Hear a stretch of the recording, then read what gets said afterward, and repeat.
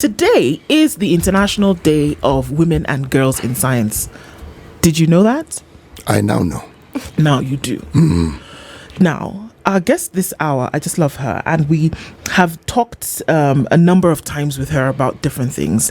But today, she is in the hot seat to share that some of these milestones or some of these challenges or some of these hoops that we've been able to jump through as we commemorate this day. Dr. Sophie Uyoga is here this morning. Good morning, Dr. Morning. How are you? Fine, thank you. Come from Kilifi this morning? No, yesterday. Yesterday. Okay. Of course, because we have been with you when we did, our tour and came down to see the fantastic work that Kemri and its affiliate programs are doing in Kilifi. Now, you are in the capacity as the Acting Deputy Director General of CGMR-C. Now, I want you to tell us what that is before we welcome you properly.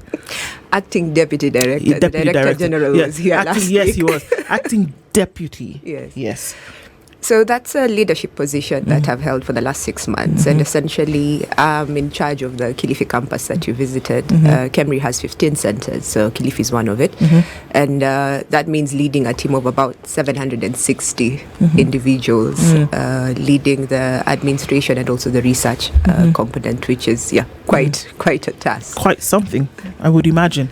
Okay, so even as you breathe from all of that, Siti is going to welcome you today with the proverb. You can tell us how you would, interpret that and what it would mean to you. Okay. Our proverbs for the whole of this week come from the Republic of the Gambia. There are not very many countries who are prefaced that way. You don't say the Kenya or the Tanzania. No, but Gambia, it's the Gambia. If a donkey kicks you and you kick it back, you are both donkeys.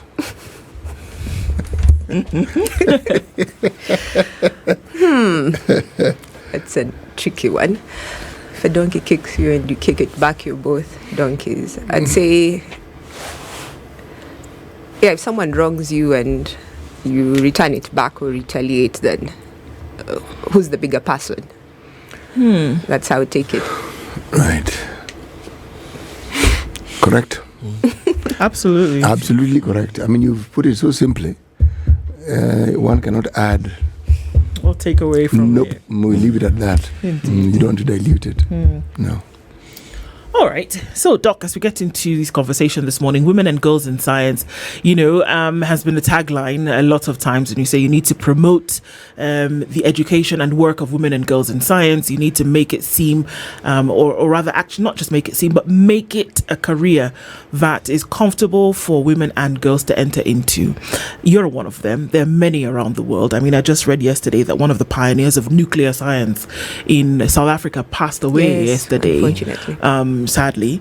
So where are we in that, in terms of, encouraging that more women and girls get into science and research before we get to see some of the, milestones that have actually been reached?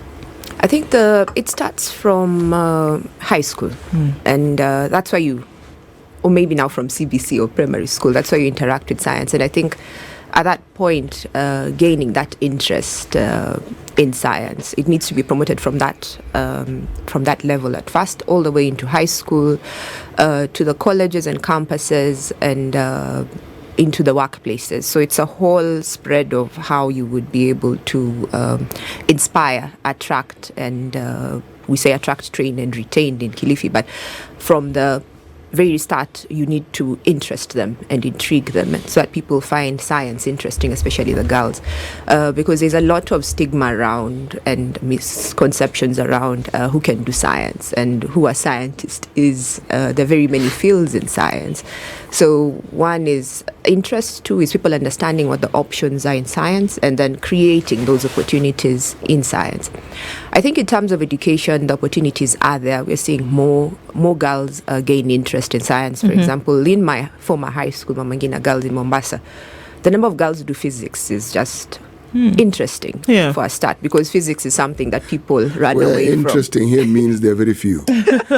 Yes, generally there are very few. We actually have a female physics teacher, which is inspiring for the girls just from the very onset.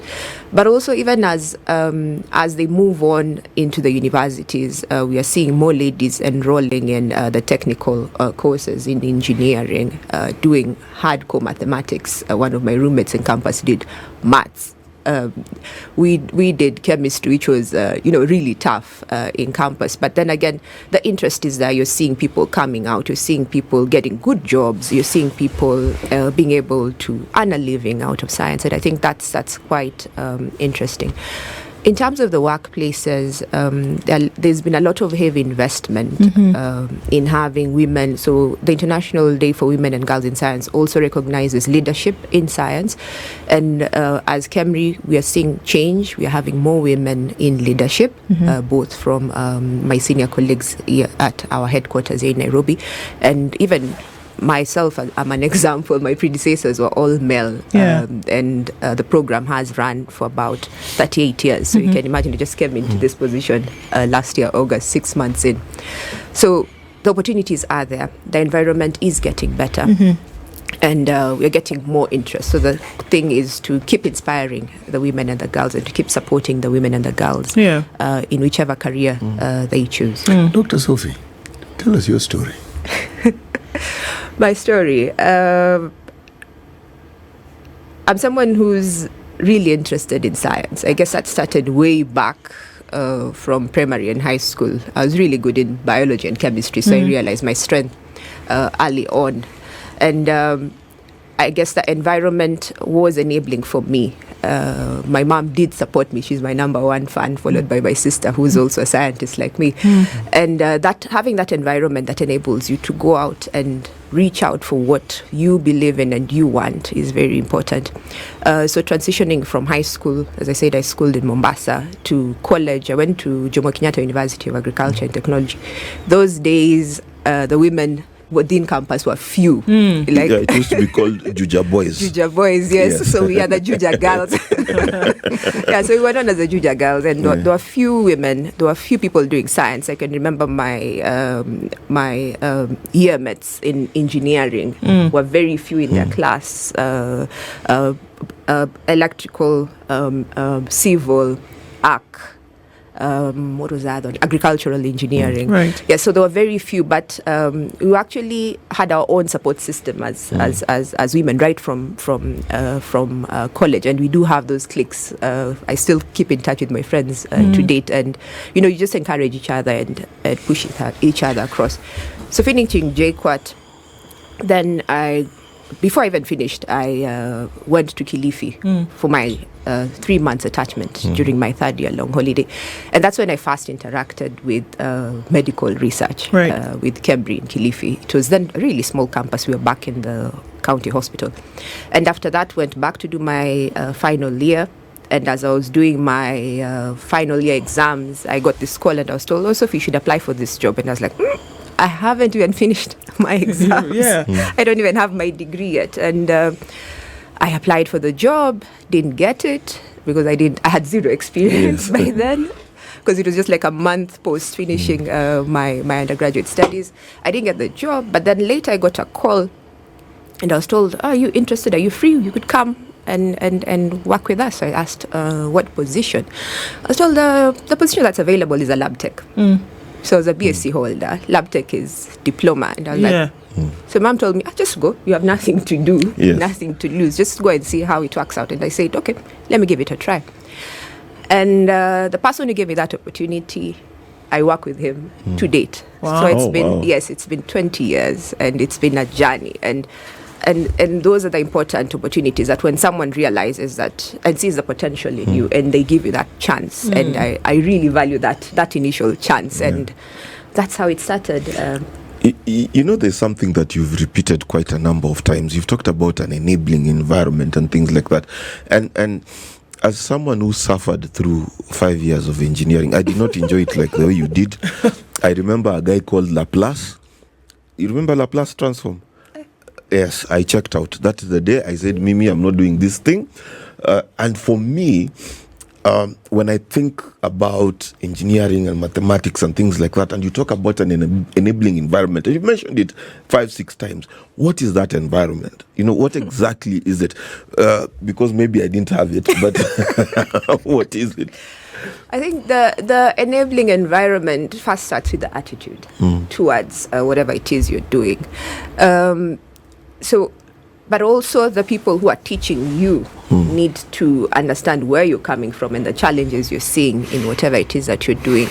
And more importantly is seeing people who've gone through that same system and having role models. I mean, those days we never had role models. These days, they're lucky. They get to see people doing the jobs that they are hoping to do in the near future. So the enabling environment comes in various perspectives, but also having an environment that gives you experiential learning, not just just about the books. And I think that's critical. Yes, the digital age that is available now. For most of us, it was when you're in campus, there's that one reference book that you're all fighting for, or you had money, you buy the book for yourself.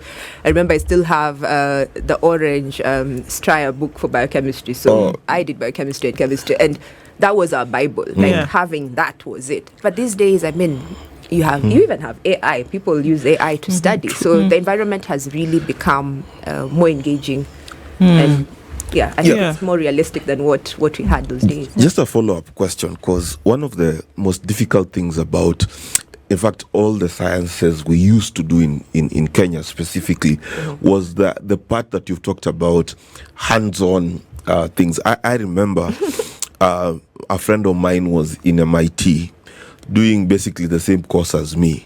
He was building robots. Me, I was building circuits to switch on a light. So, how important is it for Kenya especially to create hands-on and time-relevant experiences for women and girls getting into tech? Because for me, everything, you have to imagine. Even the tractor, they tell you, this is how a tractor looks. They draw it for you. You've never seen it. Then they give you an exam.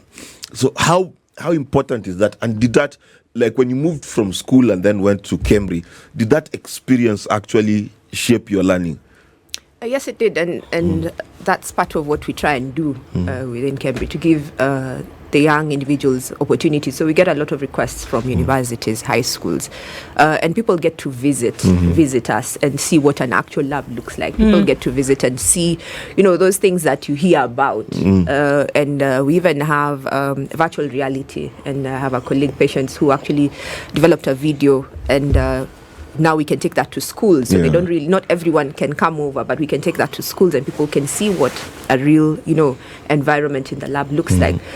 With such experiences and such opportunities, I think that opens up and people get to have a feel. We also engage in schools, so from the primary school through their science club, through book reading, and they get to interact with us, ask us questions, and you'd be surprised the type of questions those young kids can ask you. And not just primary, but also high school. So with high school, we have an active engagement program that is run within Kilifi. And that's how we support the local schools to at least be able to benefit from our presence at the coast. Well, I mean, you're looking at a time where it's very different in terms of girls going into the STEM subjects. And from your experience, and also, and that was it during school and then coming into the work field, why do you think it was such a difficult environment for girls to get into and be accepted into to practice? I think one of the things is, one, of course, the gender roles. People believe, some maybe still believe that women belong in the kitchen or in softer subjects. And of course, some of the men are gatekeepers in some of these fields. They're not really allowing women to be part of those hardcore careers. But also, more importantly, is the environment itself, whether it is conducive for women to work in, whether it is conducive and takes into account the fact that people need family time, people need to go on maternity, people need an enabling environment even as they come back in, enabling them to maybe work 50% time. So the policies are needed. But also in terms of the younger generation, people are interested in science, but then from high school, someone asks what next. I mean, we used to call it Science Congress. I don't know what it's called these days. People have come up with very good innovation, but then it just sits on the shelf after high school. We had a schools engagement. These were school leavers attachment scheme applicants last week, about 200 of them.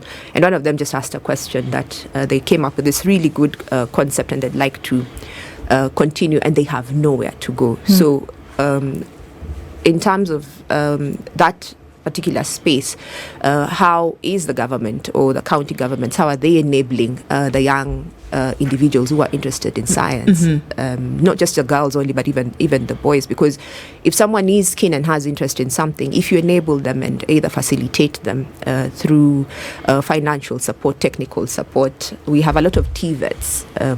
A lot of these projects could be handed over. Even within the universities, there isn't much research happening. As much as the interest is there, research is also not cheap. So someone needs to fund that interest. Are these biases being dropped from where you are now? Because I mean, look, if we just look at you and what you do, sitting in the position of leadership at that level, and then also the work that you're involved in, this is not your run-of-the-mill stuff of your everyday, pick up a block and drop it here. We're talking about immunology. We're talking about serious scientific issues. We're talking about genetics here that you study and bring out groundbreaking research to be able to get things done. In my mind, doesn't play on whether you're male or female, but that you have, a skill and a talent that you're bringing towards the medical research field. So do we see those biases being dropped to the point where it doesn't matter whether it is a woman who heads this, I think in some spaces, yes, it doesn't matter who's at the top. But we do make a point of ensuring that both the women and the men are represented in terms of our training programs, because that's where it starts. Someone had to give me an opportunity to do my MSc, to do my PhD. So even within our, for example, within our PhD cohort, it's about 50-50. So of course from there, that's better playing field than starting 20-80 or 30-70. But also, in terms of looking for funding, there are particular opportunities that are set aside for women, for example, that enable us to maybe travel to conferences. Conference organizers are also becoming more accepting. These days, if you're a young mom, you're allowed to travel with your baby. You can even get funds to get someone to come along with you. Because you can imagine someone can't travel 8 hours away and leave a young one around. So I think the space is getting better, but definitely there's room for a lot of improvement and a lot more investment. I have a question. It's a societal question. One of the things that affects young people especially is the factor of cool. It's cool to dance. I've seen many high schools have dance competitions. I've seen concerts. I've seen weekend challenges all over the place. Are we, as a society, and through our education system, and even through our parents, are we making science cool, especially for the girls? Because it's easy to pursue something when society cheers you on. Do you think we're doing enough to make science cool for our young ladies? I think we try, but I guess maybe we shy away from publicity. That's also one of our challenges as scientists. I had to show up here. I had no option of saying no. We are sorry for the handcuffs and the mask. We kidnapped you here. We apologize, but you're doing very well. So and that's it. So a lot more. The challenge on our side is we who are in science need to come out and talk about what we do. And I think the challenge is a lot of us we do some really good work, but we are hiding in our own silos in all corners of the world. So I think coming out and being able to talk and for people to see what science is, what science is about, who can do science, the great science we do, I think that already will make it more accessible and more accepted, because you can see the face behind the microscope or whatever it is. One more question thinking about. that young people ask all the time: is the pay good? It's a good one. No, it's true. It's a very important question. I hope I'm well represented. She's saying, "Look at me now." But it's an unfair question. No, you know why? Kids nowadays are influenced very deeply by that question. Yes, it is an unfair question in this sense. The backdrop of what we do in this country in terms of even career choices has always been to do with getting a job. Now, are we saying that we've overcome that particular way of doing things? You're spot on, by the way, when you talk about money, because once you've understood that you can get a job, then there's a question of how much are you going to be paid, because you have an idea of the sort of lifestyle you want, and that salary is directly related to that particular lifestyle. Yes. But if you're talking about research, you have to take several steps back before you understand how this whole thing works. Do we have a sufficient body of people who understand the importance of research? Just a general topic, not biomedical research, not health research, just research. The answer in this country is no. Okay? So how do you get people to actually get to the point of understanding that the countries they keep looking at and admiring have a very, very strong foundation of research? It is partly why they are where they are. In fact, it's not just partly, it's significantly. Yes. Do we? So that it depends. The jobs are there, but the jobs are limited because you can only have, limited resources. For us, so it depends at what level you're at. So at my level, I have to look for my own salary, as much as a fraction of it comes from government. The money to support my salary, but also to support the research that I want to do. I have to go and look out for it. So, and I think maybe a lot of people don't realize that, and it takes years at times to be actually able to write a good proposal, submit it as a funding application, go through interviews, fail once or twice before you come out successful. And that's what shapes us. And I don't just have to find my own salary. I have to find salary for my team that supports my science. So it's not just about me, it's myself and the people who support my work. So when you talk about good is relative. I can say it's okay. Okay for me might not be okay for someone else. So I'm grateful for what I have. Okay. So there were gatekeepers. I think we'll go for a break. But when you come back, I'd like us to discuss the gatekeepers. I remember how hard it was for my friends who wanted to have the title engineer, and they had gatekeepers, We are having a Women and Girls in Science conversation this morning with Dr. Sophie Uyoga. Dr. Uyoga, this morning, as we commemorate this International Day of Women and Girls in Science, and we look at that, societal norms is a question that Mark wanted to... Yes. So science, many fields, many students have complained, many young people have complained about gatekeeping. You train in a university, you go to the engineering board, they tell you your university is not recognized. You want to be a medic, you can't get your it's called residency, right? How are women... What we call internship here. We call it internship. Yes. The gatekeeping in science was so crazy. We had 30 of us graduated. Only one has the title engineer, right? Only one. Because of the gatekeeping. They even had to go to court, can you imagine? And it's only even harder for women.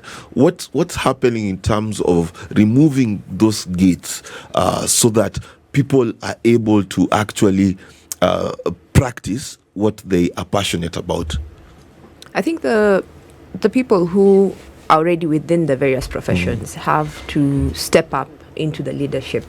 And by doing that, then that creates opportunities and breaks down some of these barriers, because you know what people are going through, and you can be in a position to speak from experience and from what other people are saying. So I guess the first thing is when these leadership opportunities come up, we have to take them up. And as we take them up, we have to want to make change and want to make a difference and want to break the barriers, because it's only then that once we are in those positions that we're actually able to give the younger scientists opportunities to sort of play a role. Without that, but also there just has to be change. The seniors there, it's called succession planning these days. You have to plan for your exit. You cannot be in a position until kingdom comes. So I think succession planning is a big thing right now. Even as in whatever you do, you have to think about the next person who's going to come in after you. I think it was Madeleine Albright who said that there's a special place in hell for a woman who does not help another woman, to step up. Yes. So I guess that's the question in a lot of these fields where we look at what would have been biased before and then in the present is lack of support. Do we see that women, in your position today are looking at the lady who is in her second year of medicine or the science saying, look, this is what we can do. Apply for that grant, apply for that research opportunity, because it could get you to places that nothing else could get you to. Do we see that kind of support? Yes, and we call that mentorship. And I think one of the things is mentorship is not, we really don't have that culture of identifying someone who can walk that journey with you. And I do know there are quite a number of spaces where women who are in leadership have come out and offered these opportunities, not just in science, even in business, for other women to be able to have a chance. So the hand-holding is very important. Even amongst ourselves, we have to encourage that and give that opportunity. I have 3 master's students currently, 2 are women. I really try and support as much as I can when I can. But the thing is, you see now you can't support someone who doesn't come and ask for help. Right. That's also the other thing. We don't have the culture of reaching out and saying, I need help. I'd like help doing this. We write recommendation letters for our younger colleagues when they're going for these opportunities. If I see an opportunity, I'll hand it down to the person I think who best fits. So the support is there, but definitely based on merit. We do ensure we have representation even when we're doing interviews or when you're recruiting. At least make sure there are ladies who are able to come and present themselves and just give them a chance. I think giving the next generation a chance is what is key, because otherwise then how would they experience it? But this culture of mentoring, it probably has to start much earlier before even people get to university, because the meritocracy you speak of, it's something we don't have even in our institutions of higher learning. Because if you look at some of the renowned universities outside this country, you will find that your ascendancy in academia is actually among the things that is prefaced is, one, that mentoring, the people you have working under you, the things that they do with the positions that they have, right up to masters, PhD, all that counts in your favor, and it's what determines whether you end up even being as a tenured professor, all those things. But somehow in this country, we've had this unfortunate situation where very many of our things are politicized. Yeah. And it's worse when it's in academia. Oh, God. Because that politicization of these things in academia then just messes up. The water is muddied completely, and meritocracy is what is sacrificed. True. So this need that people have to work hard and to excel is dimmed. Because you understand, I actually don't need to work hard. Yeah. Now, once someone understands that, how then do you expect them to grow? Because the truth is, to get to a point where you're making a difference, there's a lot of work involved. Oh, yeah. Oh, yes. You have to put in the hours. Yes. How has your experience been with that? I mean, Dr. Ari, to say that there will be many nights when you didn't sleep. There will be there are many. hours and hours of, excessive work to be able to get to a small achievement. It can take you 3-6 months to write up a proposal. And it's not easy because you think you have an idea, but then it takes you ages to crystallize it and put it on paper.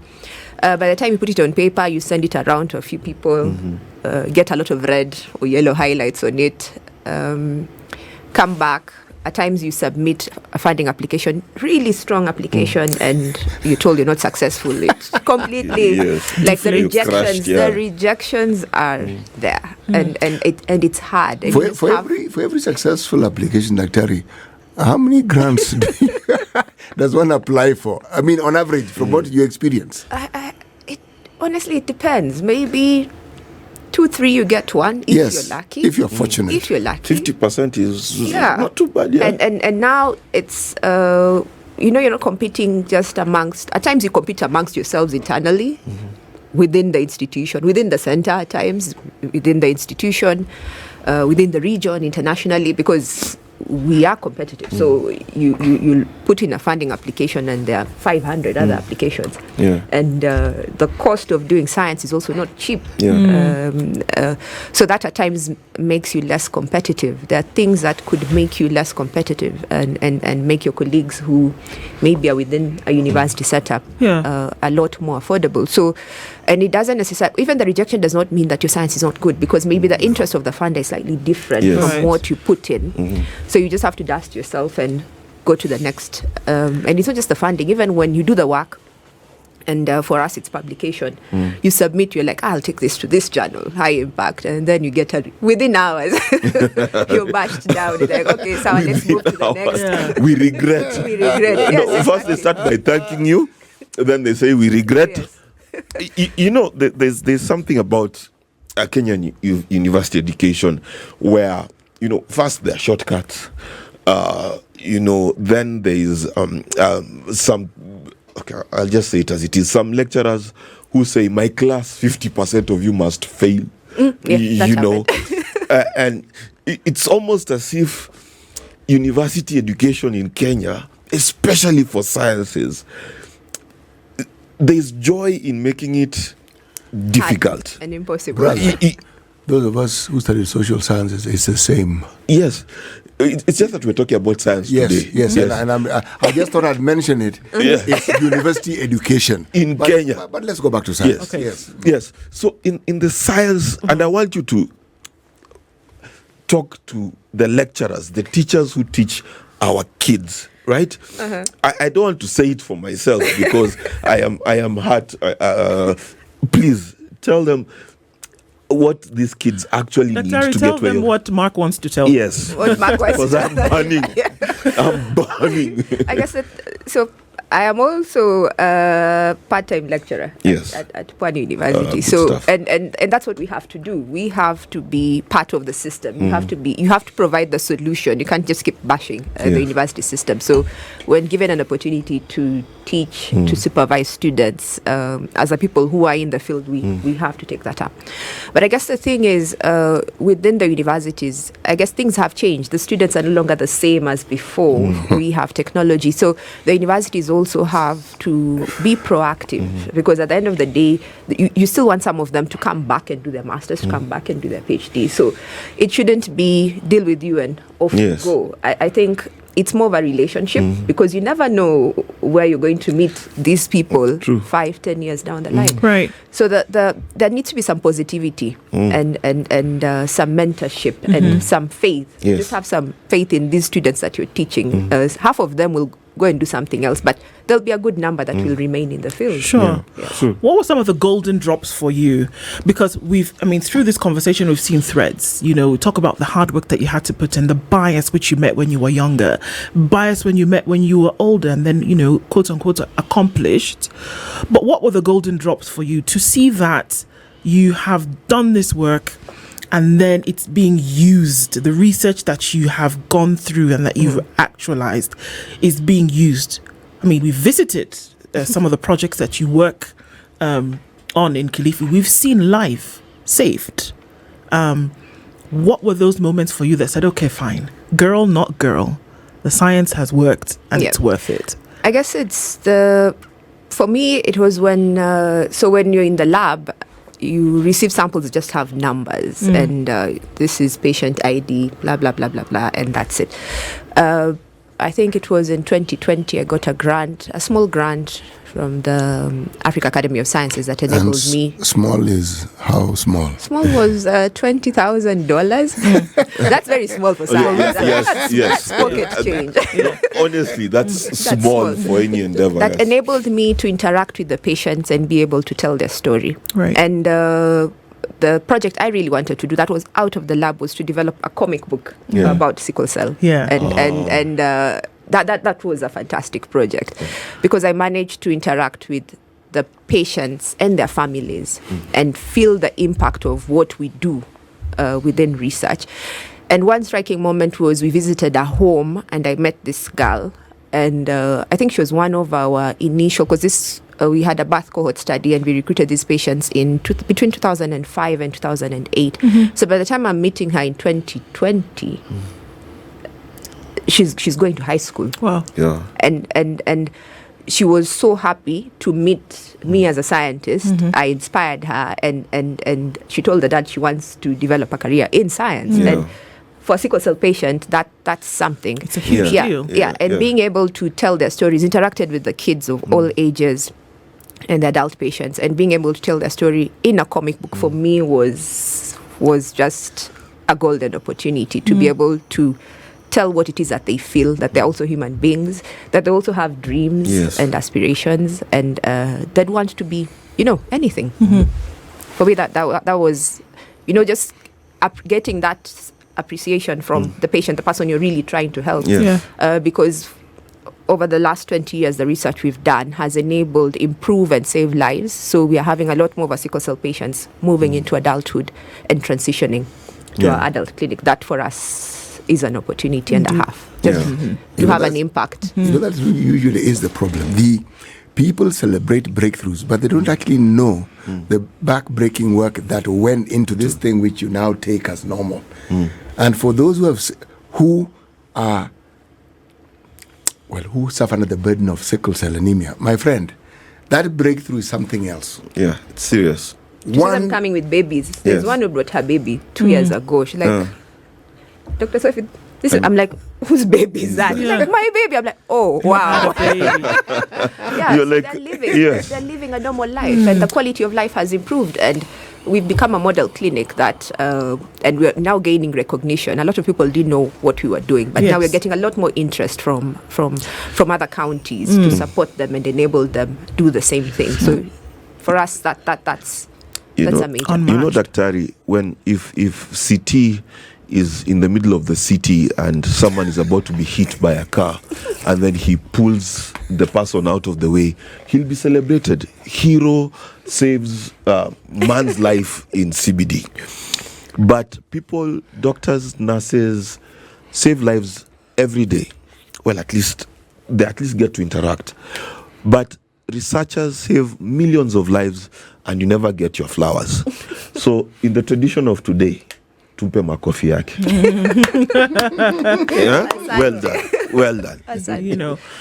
And just looking futurely, because we've had conversations, last week with the acting director general, and talking about where we hope to go and what the nation can lean on for this research that is so important for so many things. You talk about sickle cell, we talk about malaria, we talk about other infectious diseases for which research is being done today. Men and women in the field. There are girls who are going to go into STEM pathways in the next couple of years with the new education system, who will then get into this flow of things that one would hope the country then would be able to lean on. What would you say is necessary for the realization of this is actually an important field where men and women are working tirelessly, back-breaking work to ensure that its people can be protected? I think more investment in research in terms of funding, and that can come from government, but it can also come from philanthropists. I think we are expanding our scope in terms of fundraising. So support in terms of fundraising is good. Support in terms of having access to be able to do the research that we need to do, whether within counties or public hospitals, that's really important. And support in terms of it's a bit complex, but I think there are also new, like currently, for example, within our, we're having our Cash Pre-conference today, the new themes that are emerging that might be a bit difficult for people to accept, but giving us the opportunity to be able to invest in some of these new technologies. For example, now we're talking about precision medicine, targeted treatments and therapies. That's part of the discussion that's happening today. I think this is a new field, and being able to embrace this new technology within the hope that it is going to, improve lives, better lives. So as we develop these new opportunities, then you cannot just develop and keep. You need support in terms of manufacturing. You need support in terms of being able to run clinical trials to test some of these new targeted treatments. And that support comes from various fields and aspects, not just us, the scientists, but you need the entire community supporting and knowing what we are doing, so that should we come and knock on your door and ask you, CT, would you want to participate in this clinical trial? At least you have trust and faith in us that we are doing a good job. That would be helpful. Just a quick one. If guys want to reach out, maybe they've listened to you, they want to be inspired, they want to know more about your center, they want to know more about sickle cell, just tell them, where is it, where can they find you online, etc. Our center is based in Kilifi, the Cambridge Center for Geographic Medicine Research Coast, and it hosts the Cambridge Wellcome Trust Research Program that supports a lot of the research work that we do. We are within and next to Kilifi County Referral Hospital. For us, our sickle cell clinic runs on, we have the general clinic on Thursdays and Fridays, and the research clinic on Mondays to Wednesdays. You can visit our website, cambridge-wellcome.org or cambridge.go.ke. My email address is Uyoga cambridge.go.ke. All your numbers or X. Yeah, we are accessible. We are available to support, and a lot of people have reached out. Yeah. Message to the young ladies who are listening to To the you, young ladies. and parents as well who To the parents, allow the girls to do what they love to do, because I think passion is important. Without that passion, then the difficult times are difficult to go through. But passion is important. Allow your girls to venture into science, encourage them, support them, and for the young girls, do reach out, find a mentor, find someone who can walk with that journey with you all through. Even if you're in high school, you need that mentorship as you choose your subjects, as you move to university, and even as you transition post-university into whatever career it is that you choose. But it's a good job. I can testify. I love what I'm doing, and I enjoy it. Yes. I mean, always a pleasure and always inspiring. Thank you. I mean, we'll say it from here. Thank you for the work that you do, and thank you for taking your time to make sure that generations really are impacted in a positive light. Dr. Sophie Uyoga is the Acting Deputy Director at the Center for Geographic Medicine Research Coast, and has been our guest this hour as we look at the impact of women and girls in science, and hopefully what can be done in the future. Thank you for being here this morning. This is the Situation Room, the only way to start your day.